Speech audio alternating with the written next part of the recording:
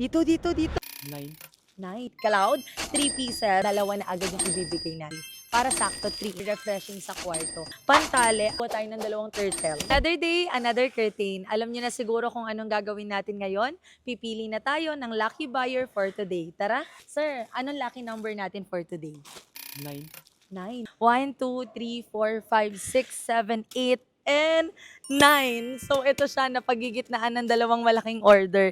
Kat Ala ng Batangas, ang order niya is 7 feet cloud, 3 pieces. So, meron na siyang palibre dito na stingray and pantale at 3 cloud 7 feet. Ano kaya ang maso-surprise natin sa kanya? Dahil blackout yung order ni ma'am, try naman natin ibigay sa kanya normal curtain para masubukan niya. Ito beige, 7 feet. Dalawa na agad yung ibibigay natin. And then, syempre walang panggitna, kulang yun. Bibigyan din natin siya ng isang ivory para sakto 3-in-1 set na. Try natin bigyan si ma'am ng bedsheet natin. Ito, siguro maganda to para refreshing sa kwarto. Family size ng olive green natin. Sana magustuhan niya to. Ito na, yung bigating sorpresa natin. Pero parang may kulang pa. Sa tingin ko dapat nating ternuhan yung olive green ng pillowcase. Kuha tayo ng 2 turtle.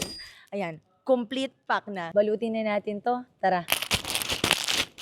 Kung nakita mo tong video na to, mag-comment po kayo sa comment section. At sa mga nanonood na gusto rin makareceive ng lucky surprises, comment your order ID now and check out now!